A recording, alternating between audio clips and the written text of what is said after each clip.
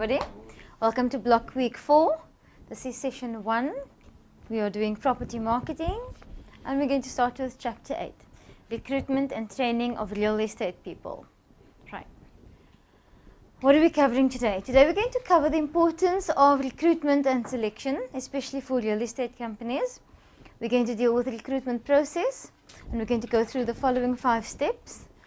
We're going to chat about the importance of training, and then we're going to move through to the training process. Right. So in the real estate context, the importance of recruitment and selection is, in order to benefit the effective recruiting process, we need to ensure that there's what often happens in real estate companies is you've got a high absenteeism, high presenteeism, and high job turnover, right? So the benefits of an effective recruiting system, it's going to ensure high job performance, because you want your salespeople to be happy, because if the salespeople are happy, they obviously do their job properly. You want a high job satisfaction. You want high organizational commitment. You want the salespeople to be loyal to their company, to enjoy their company and enjoy what they're doing. You want low absenteeism, right? You want your workers to come to work. And you want low presenteeism. What is presenteeism? You understand the difference between absenteeism and presenteeism, right? Absenteeism is that they just don't come to work, right? The staff just don't pitch up. Presenteeism is when they actually are at work, but they're not being effective at work. They're sitting at the desk for long hours just to show face and be present, but they're not actually being effective at the desks, right? Salespeople obviously need to be up and about and meeting people. You don't want them to just sit, right? And then you want a low turnover, right? You don't want a high staff turnover. High staff turnover is if many staff come and go, and there's always a new face and there's always a new person coming in and out, right? Right, so let's chat about the recruitment process. For any real estate sales manager, right? When there is a job vacancy, before going to advertise the job, these are the following steps that they need to make sure they go through when hiring new recruits, right? You have to analyze the job. What is the job? What does the job entail? Who would fit that position? Who does it report to? Who does the role report to, right? What is the objectives of the job? We're dealing with page 165 now. Right? What are the job objectives? Is the salesperson? Is it a administration person? What are you looking for? Right? Who does the role report to? That you need to make sure you know. Which territory is it, or which segment, which department does it fall in? Right? And then also the principal activities. This is all under analyzing the job, and the performance evaluation and compensation. You need to determine the qualification. What level of person are you hoping to employ, right? Does the person need to have qualification, or is it an intern kind of role, or is it something that requires high experience with less qualification, right? You'll decide those things. And then prospecting sources for recruitment. How do you actually go into the market and find this person? That's what we're going to deal with. Selecting prospects. Those are now your new candidates that have applied for the position.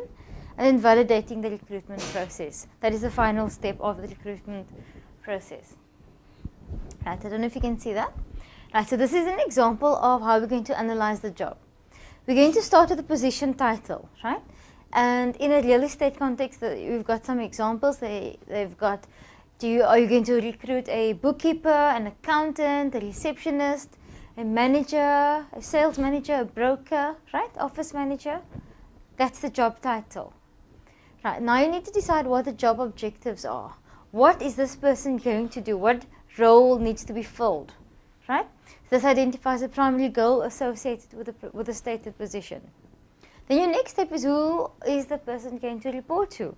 Because you need to chat with the manager as well, or the supervisor, right? And then we're talking about the market territory segment. So it can either be a geographical territory. Is the person going to only see to the southern suburbs or the northern suburbs? Or is it a regional position? Or is it a market segment? You know, are you going to, they give the example of retired people, college students, etc. right? And then we are discussing principal activities, right? What is the set of tasks associated with that position? What will their daily activities be? What will their daily job description be like? And then the performance evaluation or compensation. You need to decide on a salary, how you going, is it a salary, is it going to be commission only, how are you going to structure the compensation to this new recruit. And once you've gone through that steps, you've analyzed the job. Now we're talking about determining the qualifications, right? There are 4 big considerations to take into account when you are determining qualifications. What is the person's aptitude? What does it need to be, right? What is the ability need to reach? What experience does the person need to have, right? What are the personal characteristics that you want out of the person? You know, just to give an example, out of a salesperson, you want somebody that is more of an extrovert. You want somebody with a friendly demeanor, right? Somebody that can chat easily to people. If you're hiring simply an administrative person, those are less important. Then you want somebody to be detailed and accurate and exact and organized, right? There's different personal characteristics that go with different roles. And then, of course, legal considerations. You know, there's legal considerations with each role that needs to be filled, such as employment equity, or that's in the South African context, but we're going to get to that. I'll go into that a bit more detailed.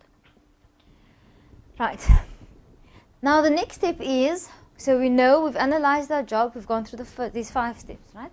We've gone through the first step of analyzing our job, we know what our job entails. We've gone through the process of determining the qualifications needed for that role. So we've decided on those 2 steps now, right?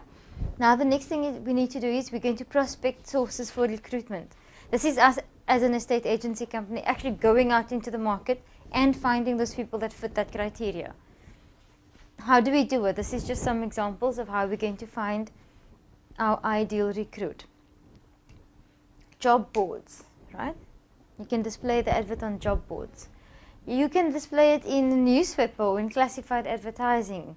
You can also go via employee or client referrals, right? You've got a friend that also has an estate agency company. You know, do you know of anybody that will fit this role? This is the ideal candidate that I'm looking for, right? Referrals, you just discuss and you chat around, right?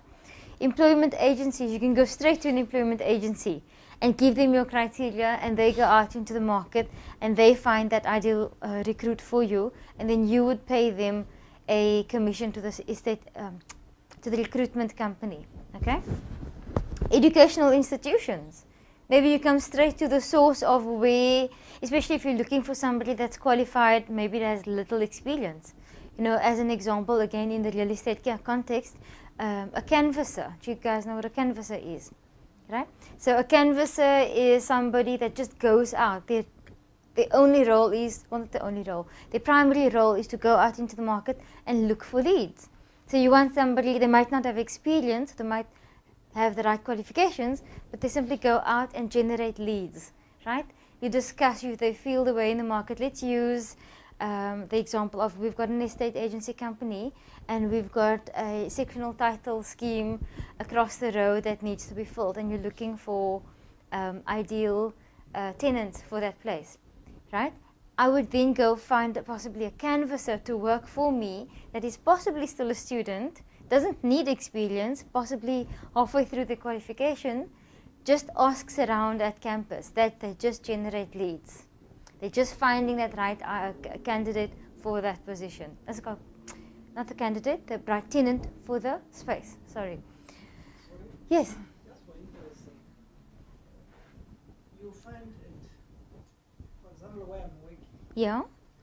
The person is looking, okay, let me say he has to now attach a qualification to the required position. Okay.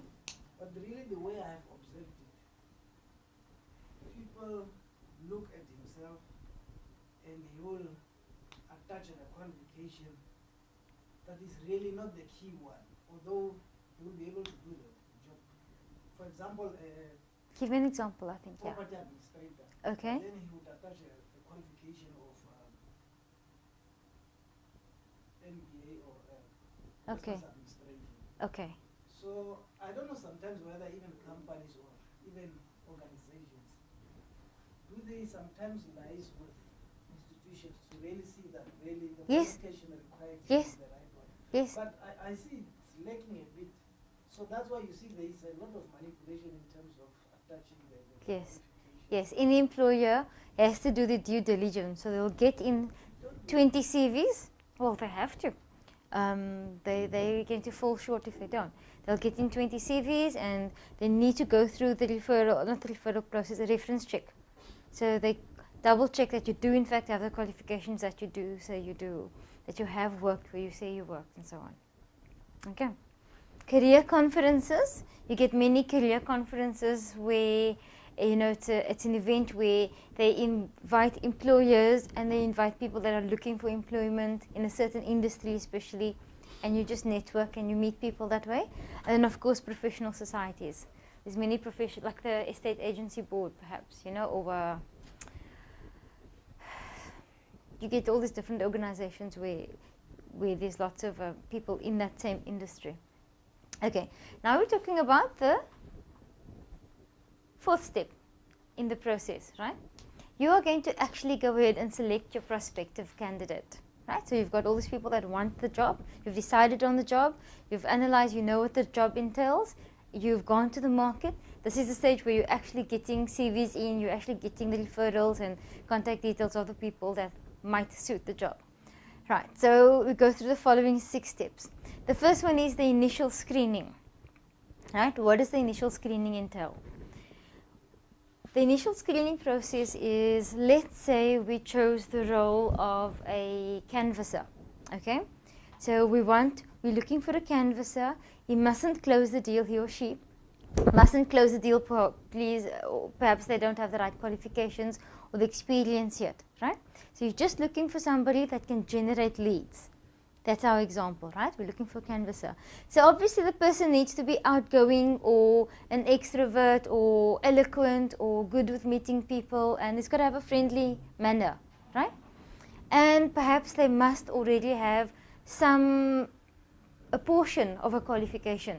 They're working towards becoming either an estate agent or somebody with a real estate diploma, right?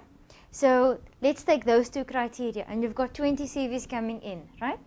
And only 15 of those people have the appropriate qualifications, and only 10 of that set is actually friendly or outgoing and so on. If you've got, let's say, somebody that's too quiet or sullen or sour, they automatically don't fit our criteria. That would be the initial screening. When of the full pool of CVs coming in, you decide what your initial criteria is, and then you only deal with those that fit your criteria. The next one is the reference checking, right? We spoke about this. Going through the process, checking your references, right? So I receive your CV, I actually phone the institution saying, is this person qualified, or is this person in the process of getting the diploma? Maybe they've worked at a restaurant down the road or whatever the case, and they put that employer down as a reference. I'll actually phone the manager of that institution and say, listen, this one says he's quite friendly, easy in fact, what can you tell me about the person? That's the reference checking, right? The next step in our process is in-depth interview. So of our 20 CVs, only 10 of them fitted our initial criteria, where they had the right personal characteristics as well as they had the right qualifications. Those are the people that we're going to interview, right? We're interviewing those 10 people, right? We're going to do an in-depth interview. We're going to chat with them. The textbook gives some nice examples of questions we can actually ask, right? 178. 178, thank you, sure, right. For in-depth interview, let's give you some examples of nice questions that you could ask, right? Is the candidate qualified for the job? That's one thing you ask. Does the candidate really want the job? Are they just looking for a salary, or are they just trying to get out of their old job? Are they suited to the job, right? The other thing you can ask is, how does getting this job help the person reach their goals? This is just examples of different questions you can have. You'll obviously have your own questions. What are the salary expectations? What are the future goals? Do they fit the company? Because you want somebody that's going to be loyal to your company as well. And then after that, you do employment testing. That's when you actually sort of fit them to the role, right? You can either do you get quizzes and stuff. You know, you say you're a real estate agent, so part of the interview process can be, right, so you've gone through the first interview. For the second interview, you actually need to write a proficiency test, right? That's common, right? Do you in fact know what this word means or that word means in this context? How would you deal with that kind of, these are the questions that you would ask your prospective candidate, okay? And then also you need a physical exam, right? Just as you don't need, depends on the job, right? Just so, let's use the example of you going to be a, let's use an example where there's a physical requirement. You're going to be a, what is that? Sorry. Driver of the company. A driver. Perhaps you're looking for a driver. Are your eyes in fact good? You don't have any eye disease. Can you, exactly, right? You don't have epilepsy, good example, yes. Sorry, okay, here we go. Right, now we're doing our follow-up interviewing, right?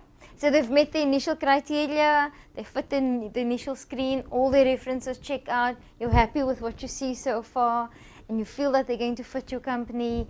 After the in-depth interviewing, you actually get to know the person and you get a good idea of them. You did the employment testing, you know, they started with a real estate diploma, so they do have a good idea, they've passed your proficiency test, right? Follow-up interview. That's the second interview where it gives everybody that cooling off period just to think about it and then make a decision from that point. And of your pool of 10 people that you interviewed, 5 come out on top and they're all good. Then the last 5 go for your interview, and then you make your choice based on round 2 of the interviews process. Right, now we are at our recruitment process, the second last step. We are validating the recruitment process. What does that entail, right? You've got your new recruit, you've selected them already, they fit the company, they've got the right attitude and everything. Now, this is when you start integrating them into the company, right? Job analysis, right? What does the job entail? This is what you're going to be communicating to them, right? What are the job qualifications? You're recruiting the candidates and you're selecting a prospect. This is your new recruit analysis, right? Where you take each one of the recruits and you break it down and you decide, is it actually the right person? Mind is made up and you are sorted. Now they are now employed by you, okay? You're happy with them, they're happy with their new position. Now we need to train them, right? Perhaps our canvasser only reached up to second year, but there are some aspects of third year work that they need to have actually covered or they don't understand, right? What is the benefits of training? Or perhaps they're a little bit shy, but they've got the right attitude, so you want to teach them about that, right? Let's go through different kinds of training processes also, right? What are the benefits, firstly, of training? Why do we want to train them? It improves customer relations. You want your candidate to fit your company profile because they'll be representing your company, right? When this person is walking around campus looking for leads and so on, they are now the new face. Not the new face, they are representing, they are a face of your company, right? You want them to carry themselves in a certain way, speak in a certain manner, right? It's a company's reputation now also at stake. It enhances job performance. If they're confident about what they're doing and the way they're doing it, you can ensure that there'll be better results. Okay, it increases job satisfaction. You know, perhaps you can tell them there's 5 steps when you meet somebody that you must go through.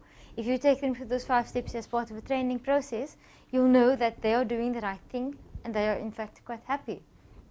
It increases organizational commitment. This person needs to represent your company and be proud of the company that they work for, right? Those things come through when you meet somebody, okay? Like we said, also we said it reduces absenteeism, reduces presenteeism, and reduces turnover, okay? Now we're going to discuss a training program for our new recruit, right? What is the training process going to entail?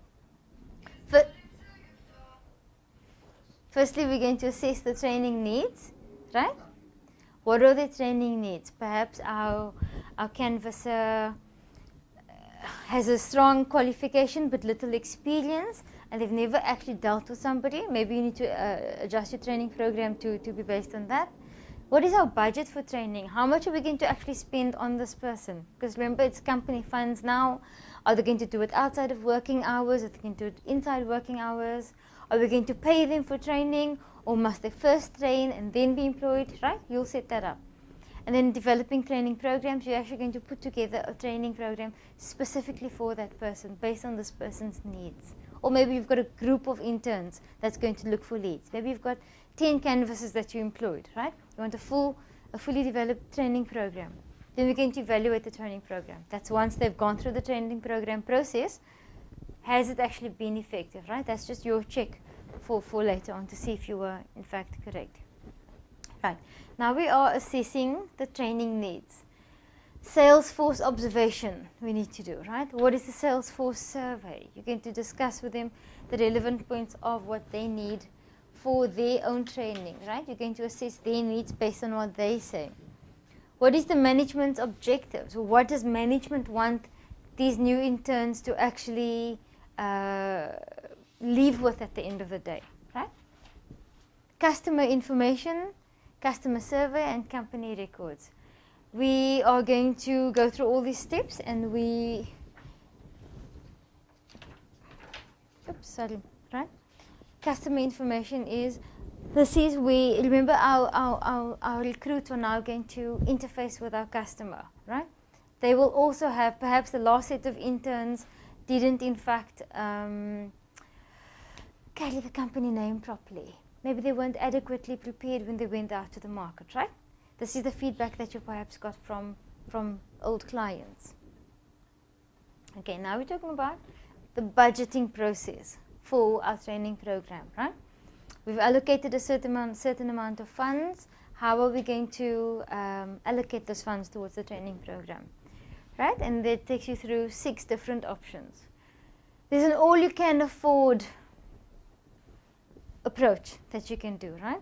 Well, the all-you-can-afford approach is, you know, it's simple to implement, and you've got all the money available, and you simply teach them whatever you want them to know, right? And it's got, each one has advantages and disadvantages, right? But you can't actually see this so well, but you need to go through it. It's on the slides, okay? The percentage of sales, right?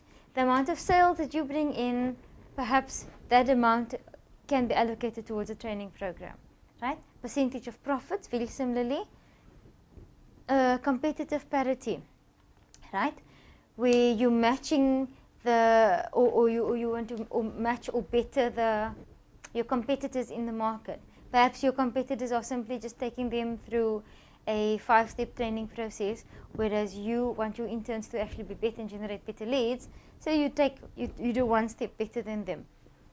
And then there might be an industry benchmark, right? You've all heard of those intern programs, right? Those are becoming fairly popular, and perhaps there's an industry benchmark that you need to reach, you know.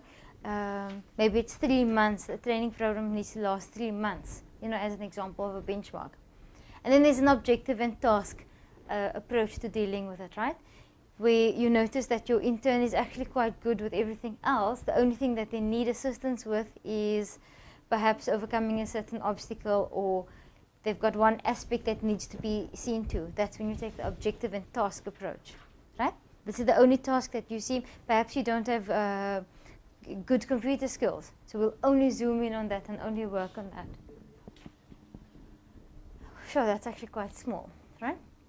Now we're developing training programs. You need to go through the questions and ask yourself what, where, who, and how, right? What kind of training program are we going to do? Are we going to do a company orientation, right? Are we going to talk about product knowledge? Take your intern and explain to them how to represent the product that they're trying to sell, right? It's a 1-bedroom flat, and these are right? You're explaining to them what the product is about, right? Or maybe you're going to teach selling techniques, right? So under what for the training program is, what is the objective? That's what we're asking ourselves. What is the objective of the training program? What aspect are we going to be seeing to, right? Then there's where. Where exactly are we going to conduct this training program, right? Is it going to be in-house, right? They've got their desk and their laptop. Are we going to teach them right there and then? Or are we going to take the whole batch of the 10 canvases that we are now employing and take them to a conference and do a formal teaching setup? Or is it going to be at college and university? Okay, look, I see you already up till third year, and we'll tick that off as part of your training program, and then we'll just zoom in on perhaps the IT skills that we spoke about. And then who's actually going to conduct the training program? Is it going to be the supervisor? Is it going to be a more senior canvasser that's already gone through the process last year, as an example? And then how? They give a few examples of in-house group training, peer group training. These are all just different ways that you can approach your canvases, right? In this case. Or is it going to be role playing, right? There's different ways that you can actually conduct the process.